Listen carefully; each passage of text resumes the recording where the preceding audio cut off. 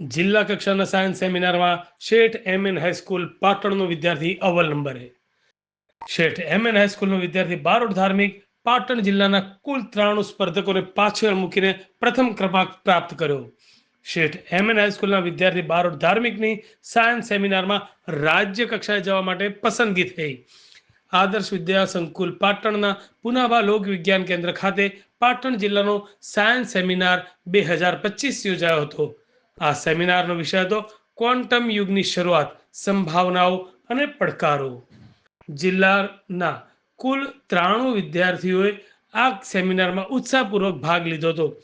વિષય બહુ જ અઘરો, કઠિન હતો, છતાં ઉત્તર ગુજરાત યુવક મંડળ સંચાલિત શેઠ એમએન હાઈસ્કૂલ પાટણના ધોરણ 10ના વિદ્યાર્થી બારોટ ધાર્મિક દીપક કુમારે પોતાની કુશાગ્ર તીવ્ર બુદ્ધિશક્તિ, સ્પષ્ટ અભિવ્યક્તિ અને ઊંડા વૈજ્ઞાનિક અભિગમના બળે તથા શાળા મદદનીશ શિક્ષક ભાઈ શ્રી ડોક્ટર અલ્પેશભાઈ પટેલના માર્ગદર્શન તળે સમગ્ર પાટણ જિલ્લામાં પ્રથમ ક્રમાંક પ્રાપ્ત કર્યો. સમગ્ર જિલ્લાના કુલ 93 સ્પર્ધકોમાંથી શ્રેષ્ઠ સ્થાન મેળવતા ધાર્મિકે માત્ર એમએન હાઈસ્કૂલનું જ નહીં પરંતુ સમગ્ર પાટણનું ગૌરવ વધાર્યું છે. ધાર્મિક બારોટે તેની આ સિદ્ધિ બદલ શિલ્ડ અને પ્રમાણપત્ર આપીને સન્માનિત કરવામાં આવ્યો હતો.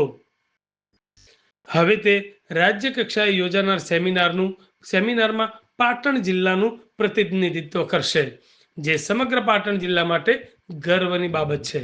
આ સેમિનારમાં રિજિયોનલ સાયન્સ સેન્ટરના ડાયરેક્ટર ડોક્ટર સુમિત શાસ્ત્રી, આદર્શ વિદ્યા સંકુલના મંત્રી શ્રી ભરતભાઈ ચૌધરી, ડોક્ટર દર્શનભાઈ વ્યાસ, ડોક્ટર નીરવભાઈ ઠક્કર તથા ડોક્ટર ઋષિબેનને નિર્ણાયક તરીકે ઉપસ્થિત રહ્યા હતા.